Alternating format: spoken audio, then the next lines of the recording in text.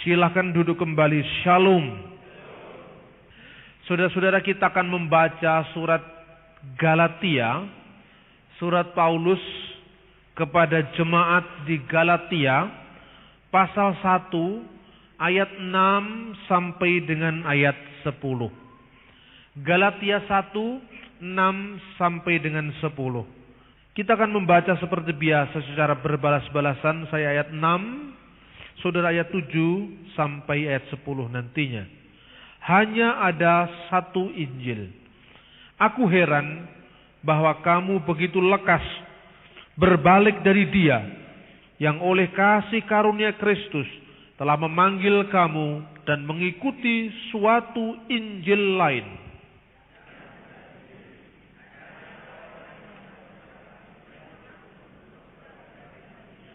Tetapi sekalipun kami atau seorang malaikat dari surga yang memberitakan kepada kamu suatu Injil yang berbeda dengan Injil yang telah kami beritakan kepadamu, terkutuklah dia.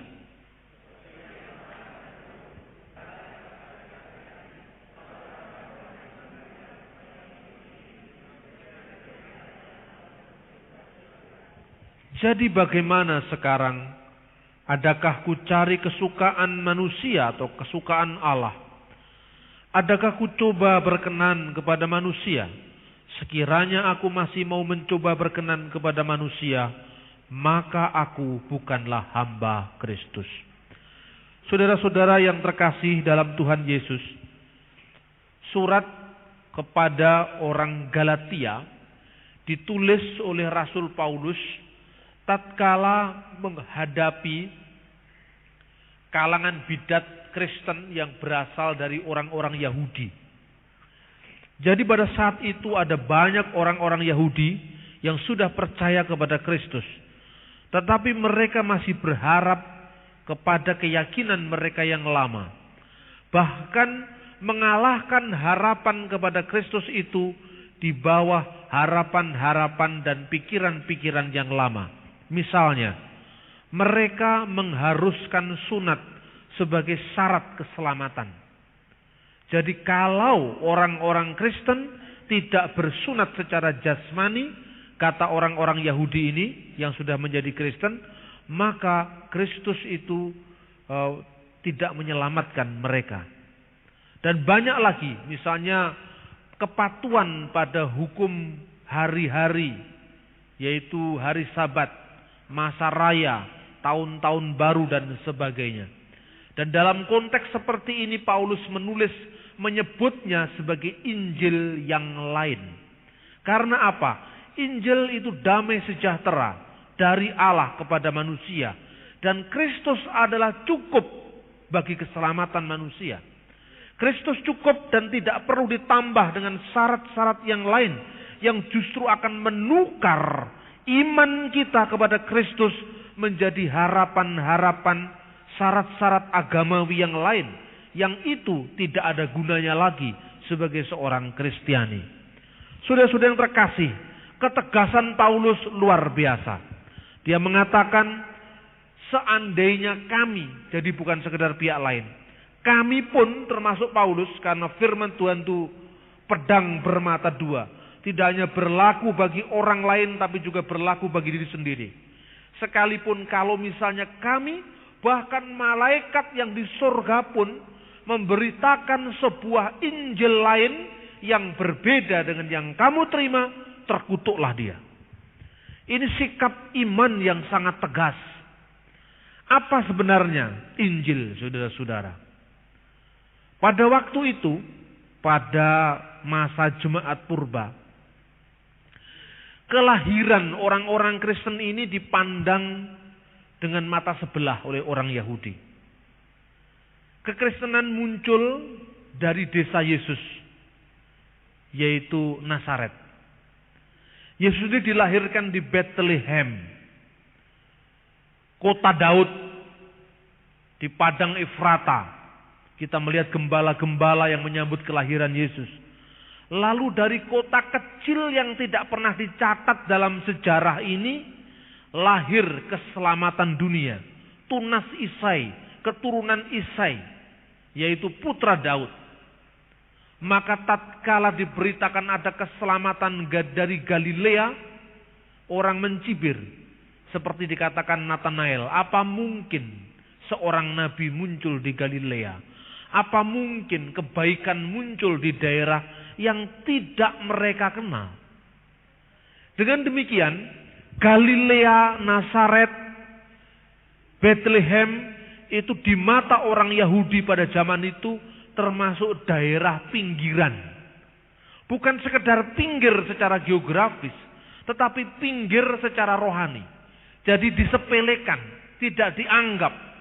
Mungkin kalau di Jawa, di Indonesia khususnya di Pulau Jawa ini, dianggap orang yang tidak beragama. Di mata orang Islam, orang Jawa kebatinan, itu dianggap orang-orang abangan yang tidak beragama. Kira-kira Galilea itu seperti orang abangan di mata kaum santri Yahudi pada saat itu. Jadi tidak bisa dipikir kalau Tuhan menyelamatkan manusia lewat sebuah desa kecil yang namanya Nazaret, di mana Yesus dibesarkan, atau Galilea pada umumnya. Dan Alkitab menyebut Galilea sebagai Galil Hagoyim, Galilea daerah bangsa-bangsa. Mengapa disebut daerah bangsa-bangsa? Karena umat manusia dari berbagai macam etnis pada saat itu berada di Galilea. Sehingga orang Yahudi yang sangat memelihara kemurnian ras, sekaligus itu jaminan kemurnian iman mereka, merasa tidak cocok dengan orang Galilea. Nah, karena itu orang Yahudi saat itu kalau mendengar kata Injil, Injil itu dari bahasa Arab. Jadi bahasa Indonesia Injil itu dikutip dari bahasa Arab Al-Injil. Dan kata Arab Al-Injil itu dari bahasa Yunani Evangelion. Makanya penginjil namanya evangelis, Evangelion. Orang Yahudi berbahasa Ibrani. Ketika mendengar kata Evangelion, orang Yahudi membuat plesetan waktu itu. Dalam kitab Talmud, itu kitab syariahnya orang Yahudi pada saat itu, kalau mendengar kata Evangelion diplesetkan menjadi Awen Gilayon. Awen itu keburukan, kejahatan. Entah kebetulan atau tidak kok sama dengan bahasa Jawa awon. Awon itu artinya jelek. Bahasa Ibraninya awon atau awen juga artinya jelek. Awen Gilayon. Gilayon itu daerah pinggir, daerah yang tidak dihitung. Orang Galilea itu bahasa Ibraninya totok. Kayak bahasa Indonesianya keturunan Chinese. Itu tidak bisa fasih. Bahasa Yesus itu kayak bahasanya orang Cina, tidak bisa fasih. Nah, karena itu tatkala Petrus yang orang Galilea mau menyangkal Yesus, ketemu sama hamba imam besar itu, dikatakan dia tidak mengenal siapa Yesus itu. Bukankah kamu seorang muridnya? Dia tidak mengenal. Tidak mungkin kalau kamu bukan muridnya. Itu tampak dari logat bahasamu. Jadi bahasanya orang Galilea itu saking desitnya, saking totoknya, bisa lebih gampang ditandai. Oh, ini orang Yerusalem, terpelajar, beragama, hafal Taurat gitu kira-kira. Tapi orang Galilea itu tidak hafal Taurat, tidak ngerti hukum agama, dianggap pinggir, apalagi Samaria. Jadi kira-kira urutan yang pertama kelas 1 Yerusalem, kelas 2 Galilea, kelas paling bawah Samaria. Jadi pada zaman Yesus seperti itu.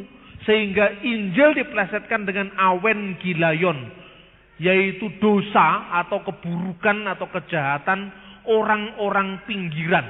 Dan orang-orang pinggiran itu adalah orang-orang Kristen yang pada saat itu percaya pada Yesus. Itu Injil di mata orang Yahudi. Dan orang Yahudi tidak cukup hanya mengatakan seperti itu. Dia mengatakan seperti ini.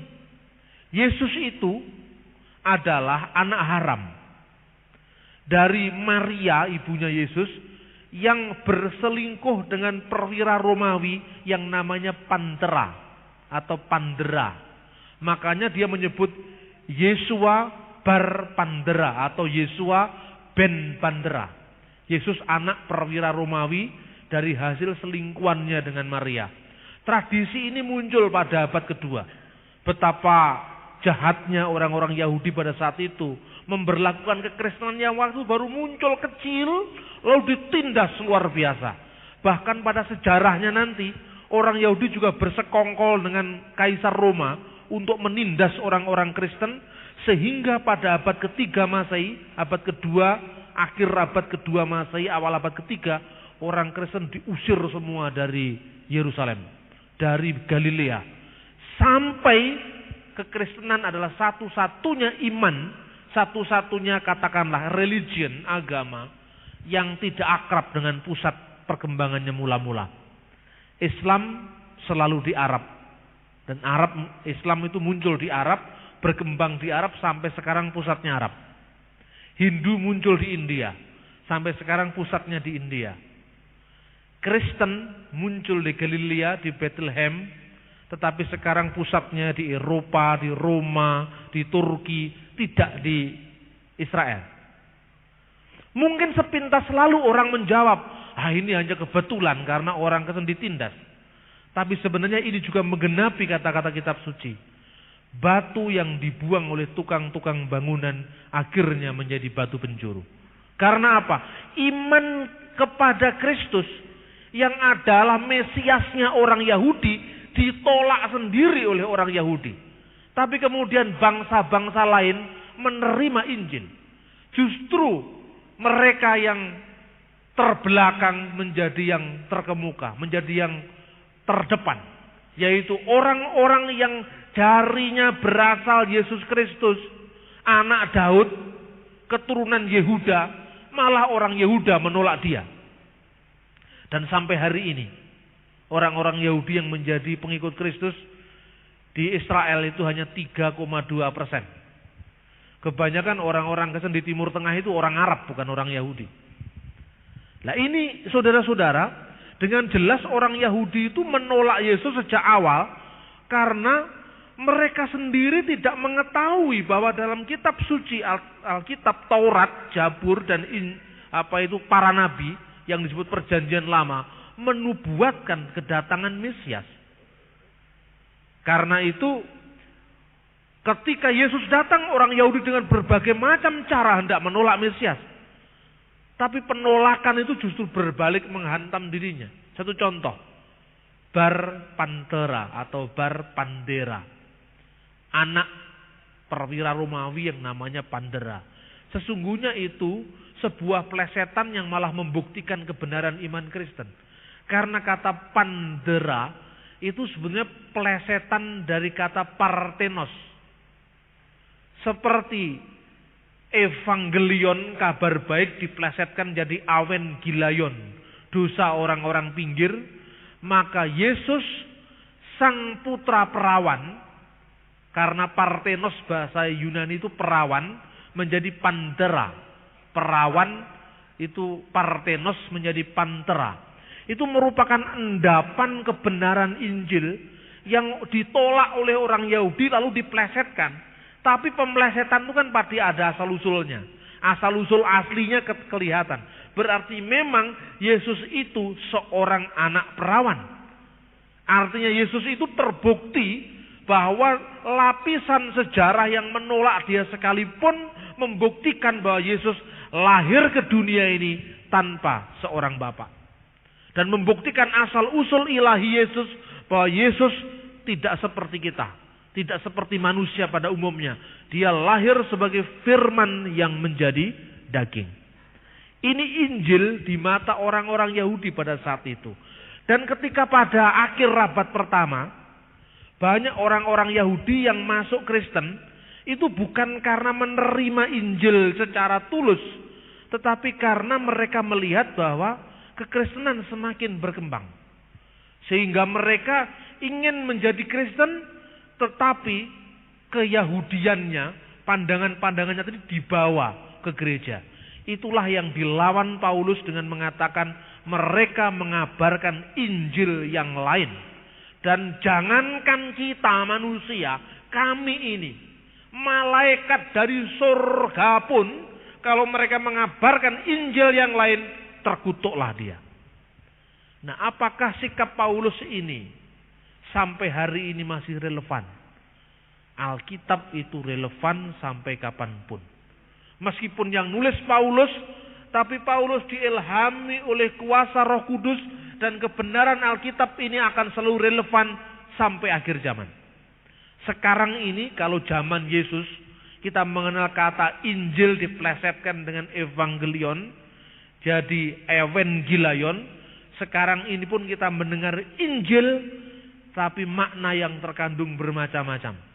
Kalau saudara berbicara Injil di lingkungan gereja, kita tahu Injil mula-mula itu bukan kitab, tetapi peristiwa. Ini yang sering menjadi kesalahpahaman. Injil itu artinya kabar gembira, Evangelion, bisyarah, kabar thayyib, kabar baik, itu artinya Injil. Kabar baik tentang apa?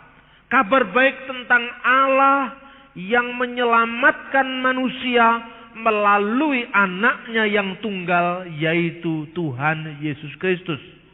Sebagaimana dikatakan dalam Alkitab Yohanes 3 ayat 16, karena begitu besar kasih Allah akan isi dunia ini, sehingga ia telah mengaruniakan anaknya yang tunggal, supaya barang siapa yang percaya kepadanya tidak binasa, melainkan memperoleh hidup yang kekal.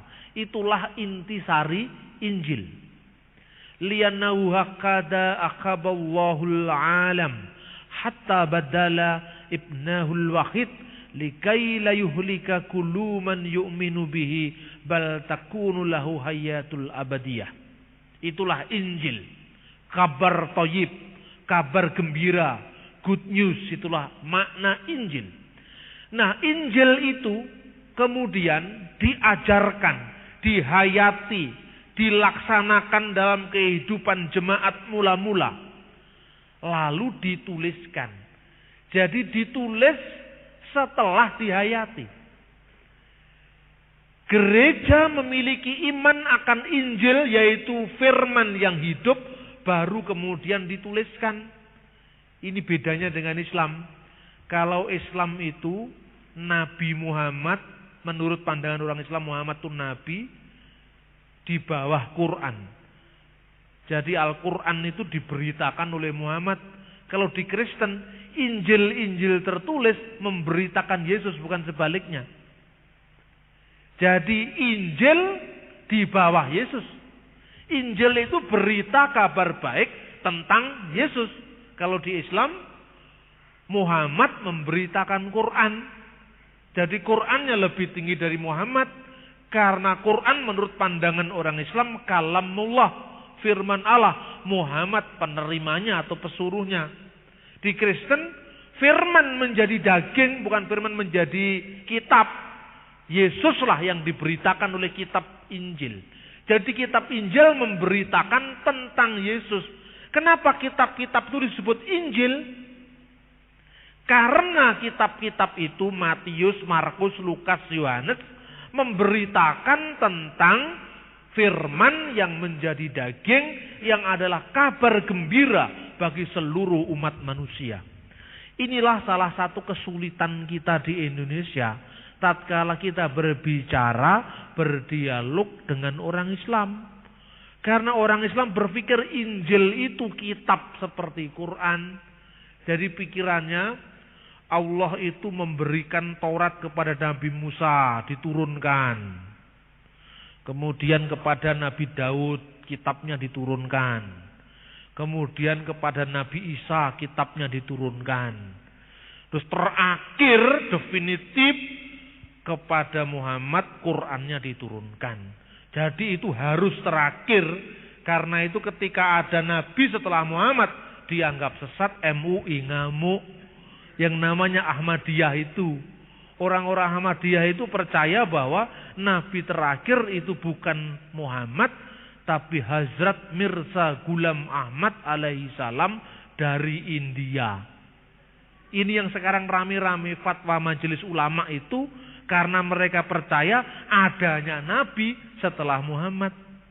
Jadi Muhammad itu terakhir, tidak boleh ada yang terakhir lagi. Nah, klaim Islam ini ditirukan oleh orang Jawa. Orang Jawa juga kepingin punya nabi tapi tidak keturutan. Lalu bikin Ronggo Warsito Pujangga Pamungkas. Jadi tidak boleh ada pujangga lagi. Meskipun setelah itu muncul Rendra, muncul banyak sekali para sastrawan, tapi Ronggo Warsito tetap yang terakhir walaupun ada yang setelah itu. Saudara-saudara yang terkasih, ini kesulitan kita dialog dengan Islam karena bagi orang Islam Injil itu kitab yang turun dari langit dan diturunkan kepada Nabi Isa Al-Masih Ibnu Maryam alaihissalam. Injil itu diturunkan, didiktekan oleh malaikat kepada Yesus. Lah ketika dicari-cari, tidak ada Yesus menerima kitab Injil itu, tidak ada. Memang tidak pernah ada karena Yesus itu sendiri Injil. Yesus itu sendiri adalah firman yang menjadi manusia. Alkitab tidak pernah mengatakan ada firman yang didiktekan malaikat kemudian dikumpulkan jadi Injil Matius, tidak pernah ada. Bahkan kalau kita baca Injil Lukas, coba kita baca Injil Lukas, di situ jelas sekali bahwa aktivitas dalam menulis Injil itu penelitian, mengumpulkan berita dari saksi mata. Jadi Injil bukan sesuatu yang dianggap turun dari langit seperti pandangan orang Islam kebanyakan bahwa Injil itu firman Tuhan yang disampaikan kepada Nabi Isa. Sehingga ayat ini akan membatalkan bagaimana pandangan orang kebanyakan bahwa Injil itu memang tidak pernah turun dari langit. Coba saya baca. Lukas pasal 1 ayat 1 sampai dengan 4. Theophilus yang mulia, banyak orang yang telah berusaha menyusun suatu berita tentang peristiwa-peristiwa yang telah terjadi di antara kita, seperti yang disampaikan kepada kita oleh mereka, yang dari semula adalah saksi mata dan pelayan firman. Karena itu, setelah aku menyelidiki segala peristiwa itu dengan seksama, dari asal mulanya, aku mengambil keputusan untuk membukukannya dengan teratur bagimu, supaya engkau dapat mengetahui bahwa segala sesuatu yang diajarkan kepadamu sungguh benar. Jadi Lukas itu setelah menyelidiki peristiwa dengan seksama dari para pelayan firman dan saksi mata. Jadi Injil itu sejarah yang dituliskan. Lukas itu menghubungi saksi-saksi mata. Dan ketika Injil itu ditulis, saksi-saksi mata masih hidup. Misalnya, Markus itu penulisnya Petrus. Karena itu dalam surat 1 Petrus dikatakan, Markus anakku. Markus itu menulis Injil di kota Roma atas perintah Petrus. Kan tidak semua murid itu bisa nulis dengan baik. Kan nggak apa-apa punya murid lagi. Lah murid ini yang menuliskan tradisi Injil yang diterima oleh para saksi mata. Jadi bukan sekedar ngarang-ngarang sendiri.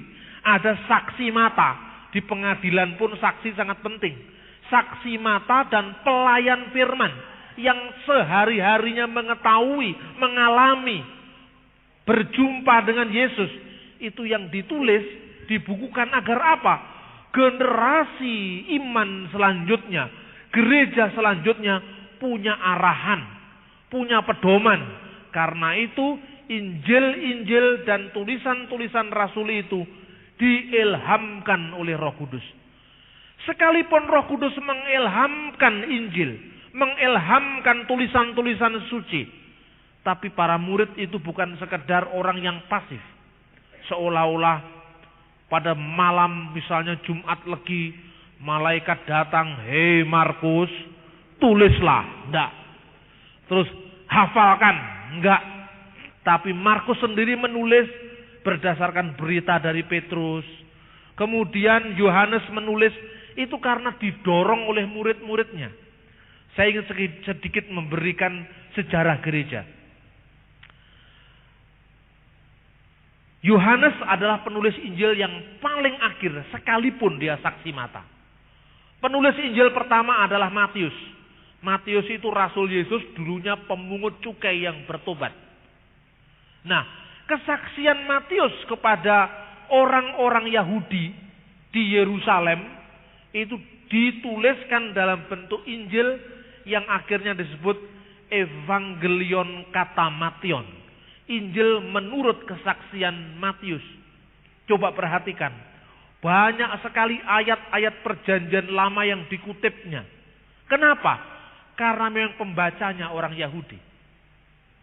Kemudian Injil yang kedua dalam urutan peristiwa, Injil Markus yang ditulis atas wibawa Petrus ketika Petrus berada di Roma. Karena itu yang dihadapi orang-orang Roma yang tidak banyak tahu perjanjian lama. Orang Roma bukan orang Yahudi. Kalau orang Yahudi sejak kecil sudah tahu kitab Kejadian, Keluaran, Imamat, Bilangan, Ulangan, sampai Yesaya, Zakaria, sampai Maleaki. Orang Roma mana tahu, nggak pernah tahu. Karena itu Injilnya paling singkat, 16 pasal. Isinya mujizat. Coba mujizat paling banyak ditulis di Injil Markus karena apa? Orang Roma tidak tahu ayat, tidak tahu dalil, tidak tahu perjanjian lama. Taunya pokoknya bukti nyata, konkret.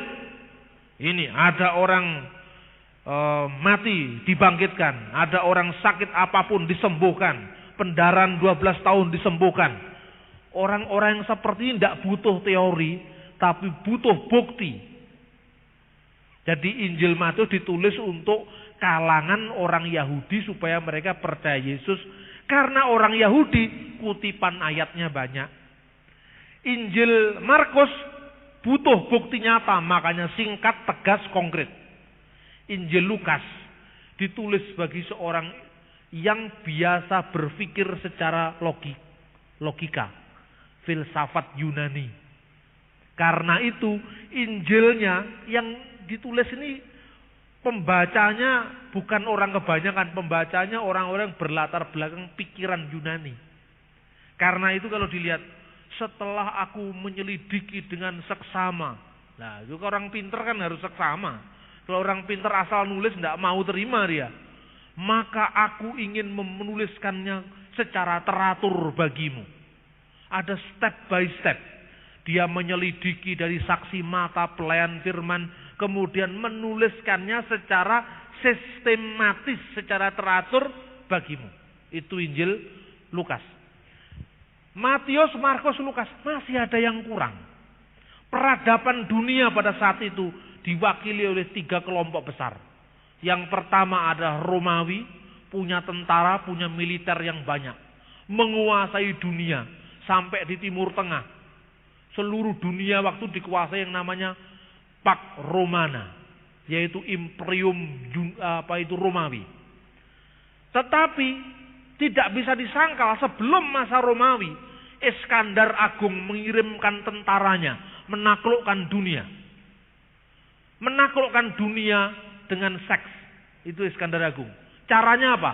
Tentaranya suruh kawin sama orang Mesir, suruh kawin sama orang Irak. Di situ kemudian dia menancapkan kebudayaan orang Yunani yang namanya Helenisme. Itu pada abad ketiga sebelum Kristus. Orangnya berpikir kritis, filsafat. Maka Lukas ditulis untuk memenuhi kebutuhan orang-orang Yunani ini. Markus untuk Roma. Lukas pembacanya Yunani. Matius orang Yahudi asli. Tapi semua Injil Matius, Markus, Lukas itu dapat dikatakan Injil dari bawah. Kenapa Injil dari bawah? Yang disaksikan adalah fakta-fakta tentang Yesus. Misalnya, orang Yahudi itu kalau berpikir pertama kali mendengarkan berita, dia akan bertanya, berita itu dari siapa, anak siapa, anak siapa. Itu orang Yahudi. Oh, ini berita ini berasal dari ini, bin ini, bin ini, bin ini. Kayak orang Arab, karena orang Arab itu memang keponakannya orang Yahudi. Oh, apa itu? Saudara sepupunya orang Yahudi. Makanya ada nama misalnya, ini adalah kitab dari Imam Al-Ghazali bin Muhammad bin Muhammad bin Muhammad. Sampai Muhammad, bapaknya namanya sama semua 10 kali misalnya. Begitu juga Injil Matius. Karena yang lihat tuh orang Yunani, orang Yahudi yang sangat mementingkan silsilah. Ditanya, inilah Injil Yesus Kristus, inilah kitab silsilah Yesus Kristus, anak Daud, anak Ibrahim. Kitabum miladi Yesu al-Masih ibnu Daud ibnu Ibrahim. Inilah silsilah Yesus Kristus, anak Daud, anak Ibrahim. Lalu dikatakan Ibrahim memperanakan Ishak, Ishak memperanakan Yakub. Itu kalau dibaca untuk logika orang Indonesia membosankan, ya kan? Itu puluhan ayat isinya ini memperanakan ini, memperanakan ini, memperanakan ini. Untuk apa? Bagi orang kita asing mungkin, apalagi orang Jawa, marga aja tidak punya. Iya kan? Kalau orang Batak mungkin itu tobing, satu kampung saudara semua, pokoknya namanya tobing. Satu kampung pokoknya Panjaitan semua saudara. Kalau orang Jawa, satu generasi udah hilang. Iya kan? Itu saudara di Jawa, kalau satu generasi itu namanya nak ndulur. Ya. Nah, udah hilang. Itu di Jawa. Orang Jawa baca Injil Matius bingung. Ini apa ini isinya, kok anak ini memperanakan ini, memperanakan ini. Baru disahkan berita itu. Karena orang Yahudi harus begitu. Terus diawali dengan demikian genaplah seperti yang dikatakan Nabi. Seorang perawan akan melahirkan seorang anak laki-laki dan hendaklah engkau namakan dia Immanuel, yang artinya Allah beserta kita. Terus kemudian kisah, setelah kisah, dengan demikian genaplah yang disampaikan oleh para nabi. Selalu seperti itu. Tapi coba diperiksa, Markus jarang ngomong begitu. Karena pembahasannya tidak tahu. Setelah semua ditulis dari bawah, menyajikan fakta. Masih ada bidat yang berkeliaran. Ini dari sejarah gereja ini. Ditulis oleh seorang ahli sejarah gereja pertama di dunia. Namanya Eusebius dari Kaisarea. Judul bukunya adalah Sejarah Gereja.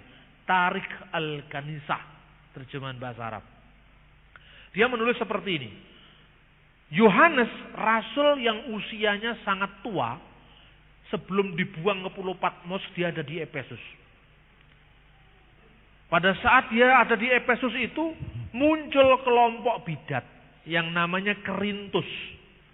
Kerintus itu mengajarkan Yesus itu bukan manusia sejati. Dia sebenarnya manusia semu. Setengah manusia, setengah Tuhan. Jadi enggak manusia betulan. Darah dagingnya itu tidak ada betul, tapi hanya bayangan. Loh, kalau gitu yang disalibkan itu ya bayangan Kristus. Kristus nggak bisa disalibkan katanya. Lah murid-murid itu mengatakan, loh, kalau Yesus nggak benar-benar disalibkan sebagai manusia, dia tidak bisa menyelamatkan manusia. Karena yang jatuh ke dalam dosa itu adalah darah dan daging. Maka penebusan Allah juga lewat darah dan daging Kristus. Kerintus ngomong, enggak, itu hanya tubuh maya. Tubuh maya pandangannya Kerintus itu adalah dunia ini semua tidak nyata. Dunia ini semua semu. Dunia ini panggung sandiwara. Itu kira-kira Kerintus ngomong gitu. Suatu saat dicatat oleh Irenaeus. Ini saya kemukakan seperti ini karena gereja Protestan itu kadang-kadang sejarah gerejanya tidak mendalam. Begitu muncul bidat bingung dia. Karena itu perlu dilacak sejarahnya. Irenaeus itu menulis kitab. Judulnya Melawan Kaum Bidat. Irenaeus itu muridnya Polikarpus. Polikarpus itu muridnya Rasul Yohanes. Jadi generasi ketiga. Kalau ngomong dengan orang Islam enak sekali. Apa Anda bisa membuktikan iman Anda berasal dari muridnya Yesus? Oh, sangat bisa. Yang nulis ini Irenaeus. Irenaeus gurunya namanya Polikarpus. Polikarpus muridnya Yohanes langsung. Generasi ketiga. Ketika dia nulis, saksi-saksi mata masih hidup. Apa yang ditulis? Ketika waktu itu di Efesus itu ada kamar mandi umum. Waktu itu Yohanes sedang di kamar mandi umum. Kerintus ada di dalamnya. Dan kebanyakan orang-orang Kristen juga berada di kamar mandi umum itu. Tatkala muncul Kerintus, Yohanes berteriak, "Anak-anakku, keluar dari ruangan ini. Saya takut ruangan ini akan hancur karena penyesat ada di dalam sini. Katanya. Saya tidak rela anak-anakku satu atap dengan sang penyesat. Keluar semua orang Kristen. Cerita ini menggambarkan ketegasan Yohanes tentang ajaran-ajaran sesat. Kenapa? Yohanes itu muridnya Yesus langsung. Dia saksi mata, pelayan firman. Saksi mata saja masih hidup, Korintus berani mengajarkan ajaran yang lain. Lah kalau mati seperti apa gereja ini? Gitu. Polanya bidat memang begitu saudara-saudara. Dulu ketika muncul bidat misalnya Markion. Markion itu abad kedua. Dia mengatakan yang menciptakan dunia ini bukan Allah katanya. Tetapi Allah nomor 2. Allah nomor 2 itu kedudukannya lebih rendah daripada Allah Bapa. Allah ini yang nomor 2 ini Allah pengancam, yaitu Allah perjanjian lama. Allah Bapa itu Allah yang paling hebat, yaitu Allah perjanjian baru. Jadi dia mengenal lebih dari satu Tuhan. Nah, Allah yang nomor 2 ini tidak terlalu kuasa, tidak terlalu maha kuasa, tapi cukup Allah yang kuasa saja. Ini yang dijiplak saksi Yehova sekarang ini. Yesus itu bukan Allah yang maha kuasa, tapi cuma Allah yang kuasa saja. Katanya saksi Yehova. Kemudian dia menciptakan dunia ini fisik, daging, bentuk fisiknya ini dipertentangkan dengan Allah roh, Allah perjanjian baru. Jadi menurut dia Allahnya perjanjian lama itu beda dengan Allahnya perjanjian baru. Allahnya perjanjian lama itu Allah yang lebih rendah dari Allahnya perjanjian baru. Ajarannya kekerasan. Allah perjanjian baru itu Allah yang rohani. Ajarannya kasih katanya seperti itu. Dia tidak mengerti bahwa di dalam diri satu Allah itu ada sikap kasih tapi juga sikap adil. Seorang yang mengasihi berarti dia berbuat adil. Allah yang ditampilkan dari perjanjian lama adalah Allah yang satu yang menekankan aspek keadilan dan kekuasaan. Tetapi Allah yang sama itulah Allah yang telah melawat manusia lewat Yesus Kristus untuk menyelamatkan kita. Jadi pada saat yang pertama bukan berarti dibedakan. Allah yang sama tapi di satu pihak Allah yang sama dengan sikap yang tegas terhadap dosa. Sikap yang tegas terhadap siapa yang mempersekutukan dia dengan yang lain. Tetapi Allah yang sama adalah Allah yang mengasihi manusia, menebus manusia dalam Kristus. Ini ajarannya. Lalu murid-murid yang berkumpul ini dorong Yohanes. Rasul, sekarang ini sudah banyak orang yang ngaku-ngaku. Kalau Anda pernah mendengar, pernah muncul kitab Injil palsu yang namanya Injil Thomas. Nah ini, Injil Thomas ini yang kemudian diterjemahkan dalam bahasa Indonesia, dimasukkan jadi bukunya Anan Krishna, yang judulnya Isa, Sosok dan Ajarannya. Digambarkan katanya Yesus itu mengajarkan ajaran-ajaran mistik. Ini kelompok ini memakai Injil Thomas. Ini Anan Krishna, Anda pernah kenal kan? Judul bukunya banyak sekali, khotbah di atas bukit, kemudian ajaran-ajaran Yesus dan sebagainya. Tapi Anan Krishna sendiri adalah seorang yang bukan orang Kristen. Dia menerjemahkan Injil yang namanya Injil Thomas. Di Injil Thomas itu diawali dengan kata-kata seperti ini. Inilah ajaran-ajaran yang disampaikan secara rahasia oleh Yesus kepada Thomas Didimus, kembaran Kristus. Ini awalnya. Kenapa dikatakan Injil yang disampaikan secara rahasia? Saya mengajarkan seperti ini, jangan dianggap asing. Begitu Anda masuk Gramedia, ketemu yang namanya Injil Thomas. Supaya Anda tidak kaget ketika muncul berbagai macam ajaran. Saya khotbahkan di gereja. Kenapa dikatakan secara rahasia? Karena takut dicek. Makanya dikatakan rahasia, ya kan? Zaman dulu itu gereja, kalau ajaran aneh dicek dulu. Siapa yang mengajarkan seperti itu? Rasul-rasul masih hidup. Makanya ketika Lukas menulis, setelah aku menyelidiki semua peristiwa dengan seksama dari saksi-saksi mata. Loh, saksi matanya masih ada. Yohanes masih ada di Efesus. Masih bisa dihubungi. Sekalipun waktu itu tidak ada HP. Masih bisa dicek, masih hidup. Andreas masih hidup di Pulau Sinope, dekatnya Konstantinopel. Matius masih ada beberapa saat itu. Waktu Lukas menulis itu, saksi-saksi mata masih hidup. Thomas menurut sejarah gereja, kebenarannya kira-kira 70% lah. Sejarah gereja itu tidak mutlak seperti Alkitab. Karena ditulis bukan berdasarkan wahyu Tuhan, bukan berdasarkan ilham Roh Kudus, tapi berdasarkan sejarah. Kadang-kadang yang nulis bisa lupa itu. Itu sejarah gereja. Jadi yang mutlak ini firman Tuhan. Sejarah gereja hanya jadi bukti pelengkap karena ditulis pada masa kuno. Thomas ini pergi ke India mengabarkan Injil di sana. Kalau dicek semua ajaran Yesus itu sama. Irenaeus muridnya Polikarpus, Polikarpus muridnya Yohanes. Dia mengatakan, inilah Injil, katanya. Sekalipun Injil tersebar di seluruh dunia, tetapi inti ajarannya satu dan sama, katanya. Bahwa kita hanya memiliki satu Allah yang esa, yang maha kuasa, pencipta langit dan bumi.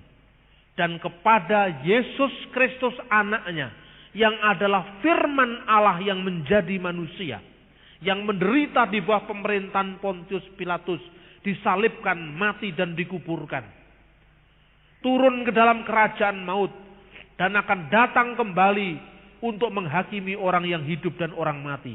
Dan kita percaya kepada Roh Allah yang kudus. Seluruh gereja yang satu, yang kudus, dan yang rasuli, artinya berdasarkan ajaran para rasul, mengajarkan hal yang sama ini. Dan kami, kata Irenaeus, bisa membuktikan mata rantai ajaran. Kami menerima ajaran ini dari siapa yang menahbiskan kami jadi pemimpin umat. Yang menahbiskan kami jadi pemimpin umat ditahbiskan oleh pendahulunya. Sampai para rasul, itu jelas. Nah tiba-tiba ada ajaran, Yesus mengatakan, Injil Thomas ini, usirlah perempuan itu. Karena perempuan itu tidak layak menerima kehidupan. Kata Yesus kepada Petrus, usirlah perempuan itu. Karena perempuan itu tidak layak menerima kehidupan. Ajaran ini terkait dengan ajaran gnostik, ajaran mistik untuk menjauhi pergaulan suami istri. Karena mereka pada lari ke bukit-bukit meninggalkan kehidupan perkawinan. Ini abad pertama. Bukan tidak kawin itu salah, tapi artinya memutlakkannya itu menjadi salah. Masa Yesus membenci perempuan? Nah, iya toh? Gak mungkin. Yesus itu mengasihi Maria Magdalena yang jatuh ke dalam dosa dan dia katakan pergilah dan jangan berbuat dosa lagi. Siapa yang berani melemparkan batu yang tidak berdosa, silahkan melemparkan batu untuk pertama kalinya. Itu jelas sejarahnya. Tapi tiba-tiba Yesus mengatakan, usirlah perempuan itu. Karena perempuan tidak punya hak di kerajaan surga. Loh ini ajaran dari mana? Dicek. Katanya dari Thomas. Loh Thomas tidak mengajarkan seperti itu. Ajaran ini disampaikan secara rahasia. Nah itu pola pikirnya bidat seperti itu. Ajaran ini diterima Thomas secara rahasia. Masih kurang mantap. Thomas itu kembarannya Kristus. Masih kurang apa sekarang? Ini yang namanya Injil Thomas. Maka Injil yang lain, tegas Paulus, terkutuklah dia. Jangankan manusia kita seperti jalmo lumrah ini, yang bisa watuk, yang bisa masuk angin ini. Malaikat yang tidak bisa masuk angin pun, kalau mengabarkan Injil yang lain yang berbeda dan yang kukabarkan, terkutuklah dia. Ini tidak main-main saudara-saudara. Karena Paulus punya bukti yang kuat. Bahwa Injil yang diterimanya dari para seniornya. Yaitu Petrus, Yohanes di Yerusalem. Berbeda dengan Injil yang diajarkan oleh para bidat itu. Saudara-saudara yang terkasih dalam Tuhan Yesus. Injil jelas sekali. Karena itu jangan kagetan. Jangan gumunan. Kalau mungkin muncul yang namanya Injil Thomas. Sekarang di toko buku ada judul Injil Barnabas. Jangan heran. Injil Barnabas itu diberitakan besar-besaran secara luar biasa. selama saya berada di Kairo, saya mengadakan penelitian tentang Injil Barnabas ini di perpustakaan Dominikan. Ketika saya pertama menjadi pengikut Kristus kira-kira tahun 89, saya menulis pertama kali dalam pelayanan saya, tatkala saya masih mahasiswa, saya menulis buku yang berjudul Telaah Kritis Injil Barnabas. Si mata langsung. Tapi waktu itu jemaat sudah berkembang. Tatkala Matius menulis Injil belum terlalu kompleks persoalannya. Itu kira-kira tahun 70, tahun 60 gitu. Kemudian Injil Markus tahun 60-an, Injil Lukas tahun 75. Injil Yohanes itu kira-kira ditulis tahun 90 sampai 95. 20 tahun lebih kira-kira setelah ketiga Injil yang lain, ketika persoalan umat ini semakin kompleks. Persoalan umat Kristen waktu itu semakin canggih, berhadapan dengan macam-macam sekte, macam-macam aliran sesat pada saat itu. Maka ditulislah. Maka ahli sejarah mengatakan, kalau Matius, Markus, Lukas ditulis untuk menyajikan fakta-fakta tentang Yesus, disajikan fakta-fakta itu dari bawah, kelahirannya, silsilahnya, pembaptisannya di Yordan dan seterusnya, maka Yohanes ditulis dari bawah, dari atas ke bawah. Kalau Matius, Markus, Lukas dari bawah ke atas. Makanya dalam pelajaran biblika disebut Injil sinoptik. Injil yang mirip satu sama lain. Karena semua menyajikan fakta-fakta dulu. Tapi Yohanes ketika muncul fakta sudah ada. Sudah ditulis Matius, sudah ditulis Markus. Makanya Lukas mengatakan setelah banyak orang yang menulis. Kira-kira ya ada yang lain. Markus sudah ada ketika Lukas menulis. Tetapi satu lagi, Yohanes memberikan makna rohani bagi orang Kristen. Menjadi Kristen yang baik itu seperti apa? Jadi Injil Matius ditulis untuk kelas pengantar bagi orang Yahudi yang menerima Injil berdasarkan pikiran-pikiran kebudayaan Yahudi. Injil Markus untuk orang Roma, untuk mengenalkan Injil kepada orang-orang yang baru mengenal Kristus dari budaya Roma. Injil Lukas ditulis untuk para pemikir yang berdasarkan pandangan pemikiran Yunani, ditulis agar mereka percaya Yesus. Injil Yohanes ditulis untuk orang-orang yang sudah Kristen. Sudah Kristen tapi imannya sedang dipergunjingkan, sedang dirongrong oleh para bidat seperti yang saya sebutkan tadi. Saudara-saudara yang terkasih, ini sejarah masa lampau. Apa sekarang masih relevan? Sangat relevan. Ketika Anda berbicara tentang Injil, orang akan mengatakan, Injil itu suatu kitab yang diturunkan oleh Allah melalui malaikat Jibril kepada Nabi Isa. Iya kan? Kita orang Kristen karena maunya toleran, ya betul. Injil itu diturunkan kepada Nabi Isa. Turunnya kapan? Injil tidak pernah turun. Yang turun itu Yesus. Amin. Yang turun itu firman yang menjadi daging. Tidak pernah di Alkitab. Inilah Injil Matius yang diturunkan dari surga oleh malaikat. Nggak pernah ada. Jadi kita harus punya keberanian untuk tampil beda. Kadang-kadang dalam dialog itu pokoknya digoleki persamaannya. Perbedaannya ditutup-tutupi kan gitu kan. Makanya banyak orang Islam dengan mudah mengutip Injil. Yang dikutip ya ayat-ayat yang misalnya, hai orang-orang munafik, kamu itu seperti kuburan yang disaput putih bersih, tapi di dalamnya tulang-tulang berserakan. Injil mengajarkan, Nabi Isa mengajarkan kita jangan jadi orang munafik. Dari luar kelihatannya bagus, tapi dalam perbuatan kita tidak baik. Hanya untuk membuktikan, ya ayyuhal munafikun, wahai orang-orang munafik, tidak ada ngutip Injil. Itu memang bagian dari Injil, tapi bukan bagian yang terutama dari Injil. Kalau hanya bagian-bagian moral, nggak usah jauh-jauh mengutip Injil. Paguyuban Sumarah juga punya, ya toh? Etikanya Konfusius, Lause, kebatinan Jawa, semua ada. Jangan mencuri, jangan membunuh, jangan berzina, itu semua agama ada. Yesus mengatakan, apa yang kamu baca di Tauratmu? Jangan membunuh, jangan mencuri, jangan berzina. Oke, semua sudah cukup? Belum cukup.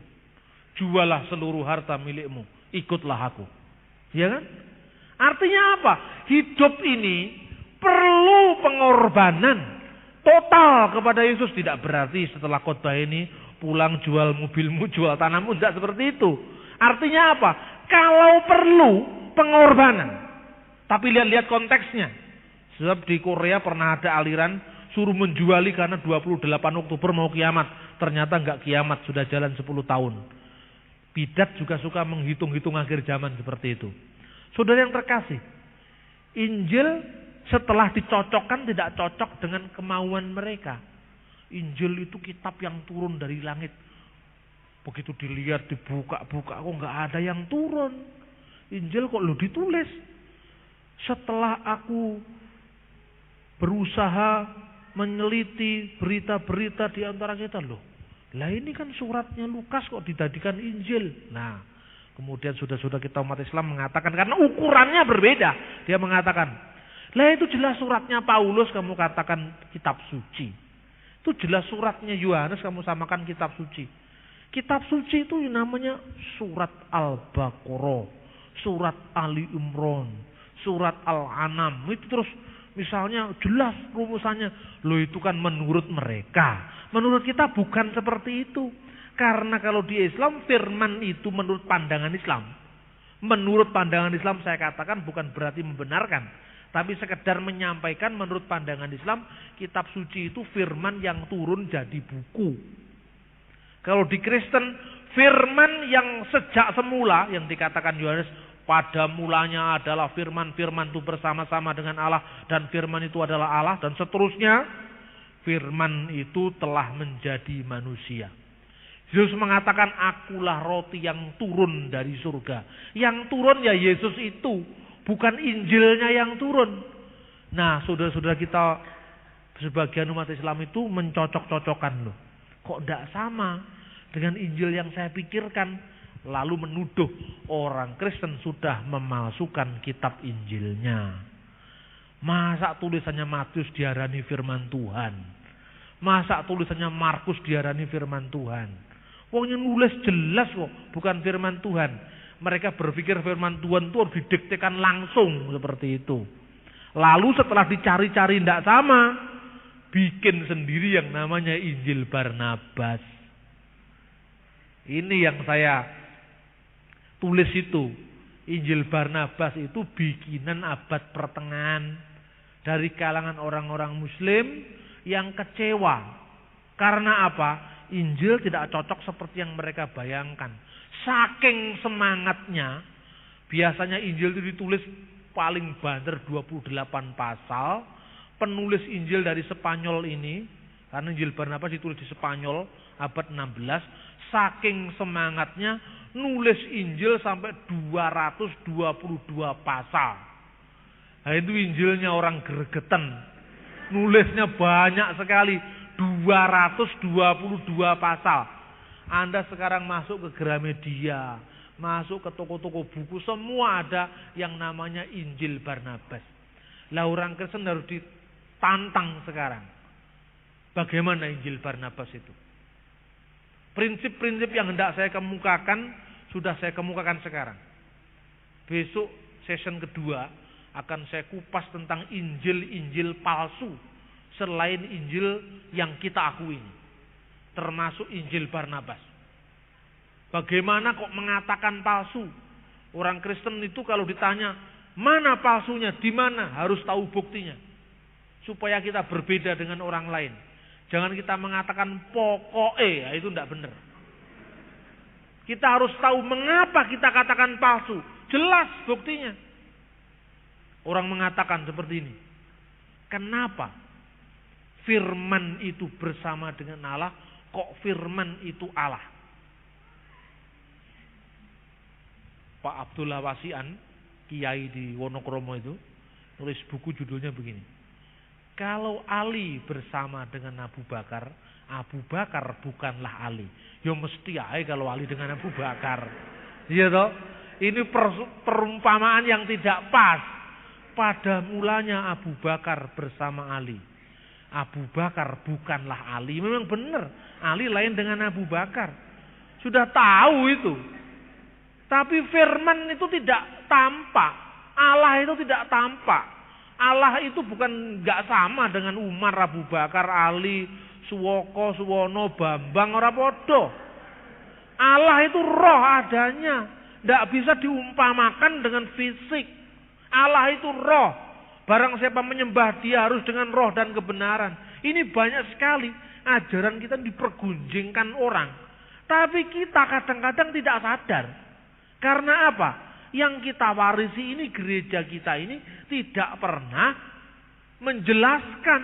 Akhirnya umat bingung. Anda lihat sekarang. Di Masjid Al-Falah ini. Setiap bulan. Itu menurut publikasi mereka. Selalu ada sekitar 10 sampai 20 orang jadi Islam. Sekarang musim pengislaman. Termasuk di TV. Sekarang media itu sudah dikuasai saudara-saudara kita umat Islam yang fundamentalis. Zaman dulu kita masih punya sutradara film terkenal namanya Wim Umboh. Yang film-filmnya itu bagaimana menggambarkan kehidupan Kristiani sekalipun secara tidak langsung. Tapi Anda lihat film-film sekarang di sinetron yang ceritanya mukjizat Allah. Terus kuasa ilahi. Terus isinya pokoknya itu ngedan-ngedani. Saya punya teman orang Prancis. Dia datang ke Indonesia sudah 2 kali. Salah satunya itu mau minta izin menulis riwayat hidup saya. Saya malu sebetulnya. Apanya yang mau ditulis? Namanya Etienne Nauveau. Dia mau menulis riwayat pengalaman spiritual Pak Bambang. Loh, Anda tahu saya dari mana? Dari bukunya Bapak yang beredar. Salah satunya buku itu Yesus yang disalib, syair-syair Khalil Gibran. Jadi dia penyair memang. Lah saya ini kan bukan sekedar pengkhotbah di gereja. Saya nulis syair juga. Terjemahan dari karya-karya Khalil Gibran. Mengapa saya tulis terjemahan dari karya-karya Khalil Gibran? Karena orang Kristen tidak tahu kalau Khalil Gibran itu orang Kristen. Karena dia orang Arab, dianggap orang Arab itu mesti Islam. Saya itu prihatin. Waktu saya masuk ke toko buku Gramedia Semarang, ada seorang gadis pakai jilbab semua, rupanya dia anak-anak IAIN. Selalu masuk toko buku yang dilihat tulisan-tulisannya Khalil Gibran. Dan dari bisik-bisik mereka saya tahu Khalil Gibran itu Muslim. Coba Anda lihat, ada bintang film Indonesia yang namanya itu belakangnya Gibran, saya lupa namanya siapa. Sampai anaknya Roy Martin namanya juga Gibran. Taufik Ismail, penyair Muslim itu pengagum Gibran. Sampai Sheila on Seven yang nyanyiannya saya tidak pernah ngerti itu juga syair-syairnya dijiplak dari Khalil Gibran. Banyak sekali. Dia pikir Khalil Gibran itu adalah seorang Islam karena dia orang Arab. Waduh, kita ini selalu kalah dalam informasi. Saya pikir gitu. Lalu saya masih mengamati salah seorang laki-laki pemuda dengan ceweknya, dia jalan. Rupanya ceweknya itu mau minta itu salah satu bukunya Khalil Gibran. Kalau tidak salah judulnya Sayap-sayap yang patah. Satunya lagi judulnya Yesus Sang Anak Manusia.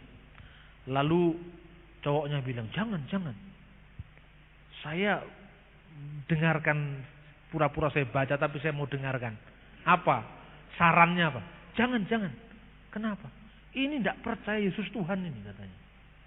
Saya langsung kaget saya. Lalu ketika 2 orang ini sudah pergi, saya baca buku yang dia ambil tadi. Saya baca di sampul depannya itu. Kalau selama ini gereja mengajarkan Yesus adalah Tuhan, Khalil Gibran mengajarkan Yesus adalah Sang Anak Manusia, yaitu manusia biasa. Padahal kalau kita mengenal bukunya Khalil Gibran yang judulnya Yesus Sang Anak Manusia, Itu diterjemahkan dari bahasa Inggris Jesus the Son of Man. Versi bahasa Arabnya Yesu ibnu Insan, anak sang manusia. Itu Gibran mengambil julukan Yesus yang sudah umum dalam Alkitab. Sang anak manusia. Dan kata sang anak manusia itu berasal dari bahasa Aram Barnasya. Diilhami oleh kitab Daniel pasal 7. Sang anak manusia yang akan datang dari awan-awan, yang menunjukkan istilah anak manusia sendiri menggambarkan sang ilahi yang datang yang menjadi manusia. Bukan manusia biasa. Tapi karena dalam bahasa sehari-hari sang anak manusia itu seperti Ibrahim, Sulaiman, Dawud, Suwoto, anak manusia. Karena apa? Secara informasi sudah di tangan mereka. Penerbitnya Muslim, penerjemahnya Muslim, ya sudah tersaji kepada kita seperti itu. Ini kan pembohongan terhadap publik. Lalu saya kumpulkan syair-syair Khalil Gibran dari bahasa Arabnya langsung. Saya kumpulkan syair-syair yang menunjukkan bahwa dia sangat cinta kepada Yesus. Khalil Gibran itu berdoa kepada Yesus. Dia cinta sekali pada Yesus, sekalipun dia dikucilkan gereja karena dia mengkritik gereja pada saat itu. Tetapi semakin dia mengkritik gereja, semakin dia cinta kepada Yesus. Karena apa? Gereja pada saat itu menjadi gereja status quo. Gereja yang tidak hidup, gereja yang mati, gereja yang suam-suam. Maka Gibran muncul dengan kritik sosialnya lewat buku. Yang di Indonesia dianggap Gibran itu Muslim. Saya mencoba nulis itu. Lalu terjadilah buku judulnya Yesus Sang Anak, Yesus yang Disalib, karya-karya Khalil Gibran. Diterbitkan oleh penerbit Nisita di Jakarta. Sekarang sudah mau cetak ulang kedua sebelum saya berangkat ke Kairo. Buku itu dibaca oleh orang Prancis yang mengajar sastra Indonesia di sana, sampai-sampai dia kepingin nulis riwayat saya. Loh ini apanya yang mau ditulis? Saya heran dengan Anda itu. Apanya yang diherankan? Anda seorang yang terjun di dunia pelayanan, tetapi Anda masih menulis sastra. Anda masih menulis buku tentang Bung Karno. Anda masih menulis tentang kebatinan. Anda itu siapa? Saya ya saya. Ini aneh bagi saya. Nah, mau ditulis. Apa yang mau disaksikan lewat tulisan itu? Dia mencoba mau mengangkat bagaimana pergumulan spiritual orang Indonesia. Dia heran karena apa? Orang-orang Perancis sebagian dipenuhi oleh imigran-imigran dari Turki, sebagian ada yang masuk Islam.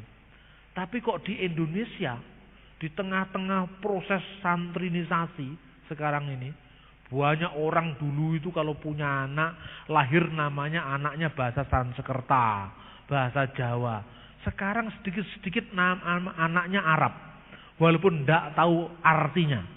Pokoknya mirip-mirip lah. Itu ada artis namanya Jihan Fahira. Dinamakan lagi Jihan siapa, Ra siapa, tidak tahu artinya.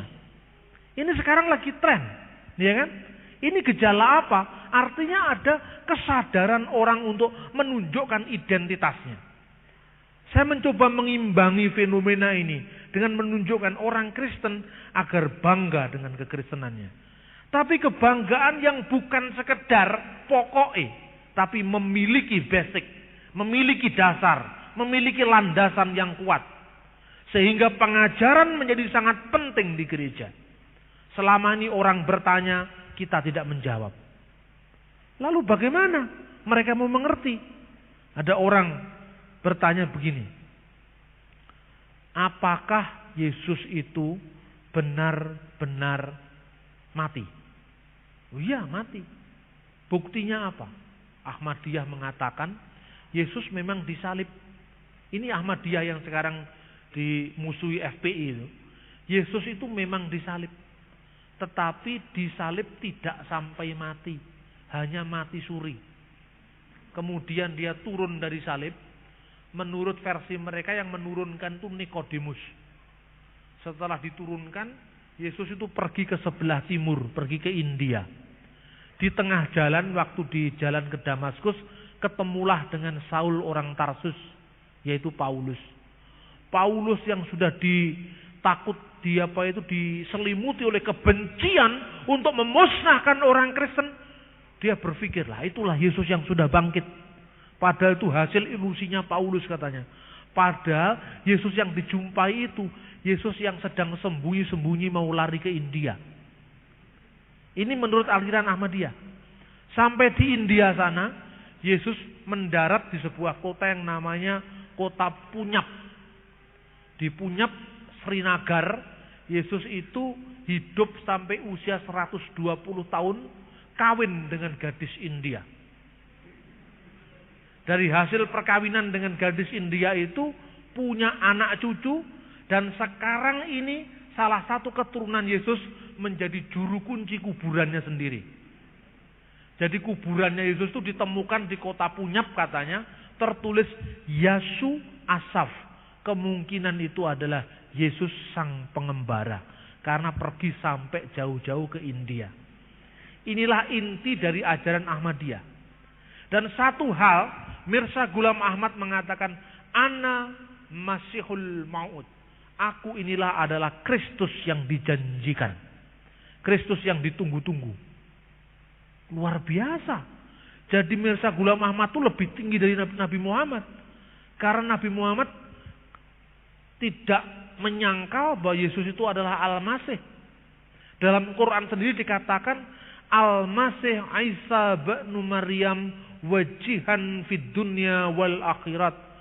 Al-Masih Isa anak Maryam yang terkemuka di dunia dan di akhirat. Tapi Mirza Ghulam Ahmad dari India mengatakan, Kristus yang ditunggu-tunggu oleh orang Kristen tidak akan datang lagi.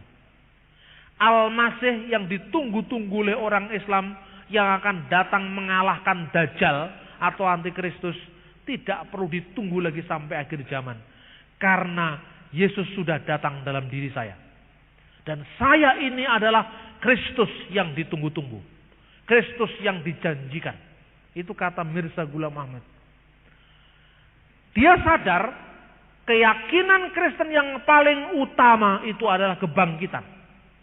Paulus mengatakan, seandainya Kristus tidak dibangkitkan di antara orang mati, sia-sialah pemberitaan kami dan sia-sialah iman kamu. Amin.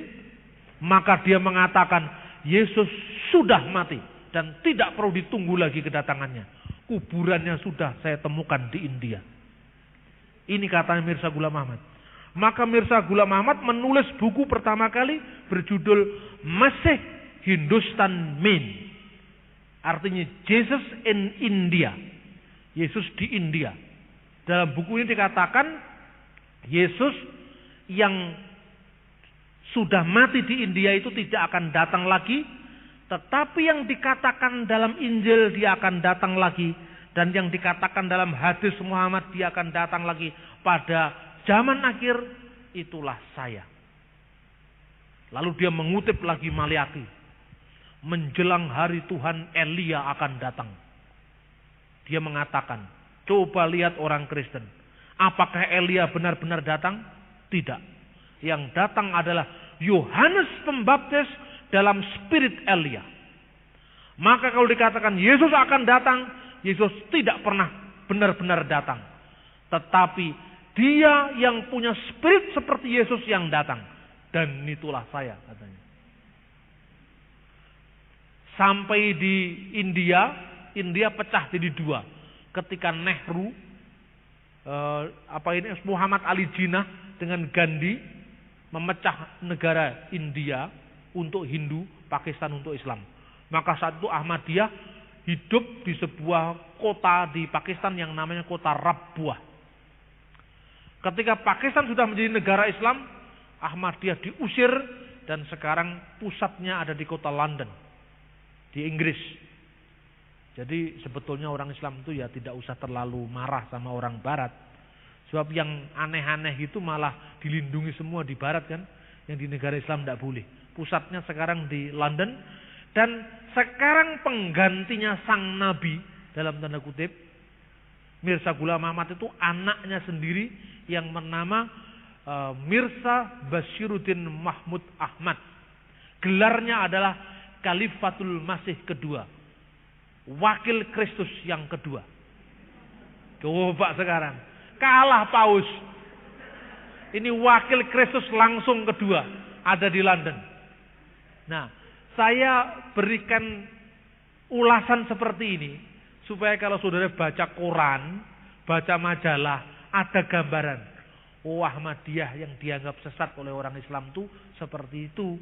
Sampai akhirnya sampai hari ini, Ahmadiyah itu di blacklist, tidak boleh naik haji. Tetapi Ahmadiyah itu ada dua.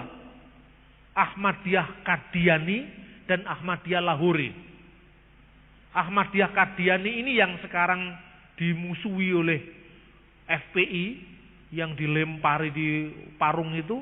Satunya Ahmadiyah Lahore yang berpusat di kota Lahore, Pakistan, dipimpin oleh sahabatnya Nabi, Mirza Ghulam Ahmad. Namanya Maulvi Muhammad Ali. Dia menulis buku dengan judul Tafsir Al-Quran. Diterjemahkan dalam bahasa Indonesia Tafsir Quran Suci. Nah, dia mengatakan Mirza Ghulam Ahmad itu bukan nabi beneran, tapi hanya nabi metafora, nabi perumpamaan. Karena maksudnya nabi di situ adalah seorang pembaru Islam. Yang Lahore ini diterima oleh Rabithah Alam Islami, diperbolehkan naik haji. Lama-lama dia membaur dengan umat Islam yang lain. Dan Anda jangan heran, Arif Rahman Hakim yang sekarang menjadi nama-nama jalan di seluruh Indonesia itu seorang Ahmadiyah Qadiani. Arif Rahman Hakim. Anda lihat jalan Arif Rahman Hakim misalnya. Arif Rahman Hakim itu angkatan 66, itu adalah penganut Ahmadiyah. Nah, kembali kepada kitab suci, saudara-saudara. Kenapa Paulus dengan tegas dia berani mengatakan, kalau kami atau di antara kami dan malaikat yang datang dari surga memberitakan sebuah Injil lain yang berbeda dengan Injil yang kuberitakan, terkutuklah dia. Karena apa? Karena Paulus bisa membuktikan silsilah historis. Yesus mengajarkan apa kepada para rasulnya yang sampai sekarang diteruskan oleh gerejanya. Dan satu ajaran itu adalah Allah itu esa. Inilah Injil. Allah itu esa. Tidak ada ilah selain dia. Maha hidup, berdiri sendiri. Dan karena kasihnya kepada umat manusia, dia telah memberikan anaknya yang tunggal, yaitu firman-Nya, firman Allah yang menjadi manusia, yaitu Yesus Kristus. Dan melalui Yesus ini kita diselamatkan. Itulah Injil. Tidak perlu ditambahi embel-embel lagi dengan sunat, dengan macam-macam seperti yang diajarkan oleh orang Yahudi waktu itu. Tetapi Yesus cukup bagi kita untuk keselamatan kita. Kiranya firman Tuhan ini semakin membuka cakrawala perspektif kita dalam menyikapi berkembangnya berbagai macam ajaran di tengah-tengah kita. Sekarang saksi Yehova sudah diresmikan lagi oleh pemerintah. Di Blitar yang kota kecil itu ada 70 kakak anggota saksi Yehova. Apa sikap kita sekarang? Karena itu saya punya visi dalam pelayanan ini untuk selalu menekankan pengajaran dalam khotbah-khotbah di gereja. Karena apa? Yang kita hadapi sekarang lebih kompleks. Dulu saksi Yehova dilarang selesai. Sekarang lewat Menteri Yusril Mahendra, saksi Yehova diberi izin untuk berkembang di Indonesia. Ahmadiyah dilempari, saksi Yehova dikasih izin. Gitu? Ahmadiyah dilempari oleh FPI, tapi saksi Yehova dibuka supaya orang Kristen tidak menginjil kepada orang Islam, tapi ribut ngurusi sektenya sendiri yang sesat. Saya kira logikanya seperti itu. Karena ketakutan mereka orang Kristen menginjili orang Islam, supaya orang Kristen tidak menginjil, dikasih kesibukan ngurus saksi Yehova. Nanti kan rame sendiri. Nah, sekarang buku-buku, majalah-majalah mulai saksi Yehova, saksi Yehova, saksi Yehova. Lupa kepada tugas yang lebih besar. Dan ini memang merongrong dari dalam. Karena itu perlu diperkuat. Di sebuah siaran radio swasta, saya memberikan paket pengajaran gereja melawan bidat-bidat. Siaran 45 menit, isinya syair-syair lagu-lagu Timur Tengah, pujian-pujian dalam bahasa Arab. Kemudian saya kasih khotbah selama 45 menit, isinya mengapa Yesus disebut anak Allah, mengapa Yesus disebut Tuhan, apakah orang Kristen menyembah 3 Tuhan dengan Tritunggal, mengapa Yesus berseru Eli Eli lama sabachthani, bagaimana ajaran saksi Yehova. Semua itu saya jadikan seri 45 menitan. Kira-kira lagunya, pujiannya itu sekitar 7 sampai 10 menit, yang lain itu khotbah. Saya cuma mengatakan kalau ada radio swasta mau buka dialog interaktif, saya juga siap menjawab jawaban langsung. Biar yang tanya itu bukan hanya orang Kristen, tapi radio masih mikir-mikir, janganlah Pak, jangan dulu. Ya sudah, tunggu saja waktunya yang baik. Kita berdoa semua, kemuliaan Tuhan dinyatakan di tengah-tengah negeri ini, dan banyak orang yang percaya kepada Yesus, Tuhan dan Penyelamat kita.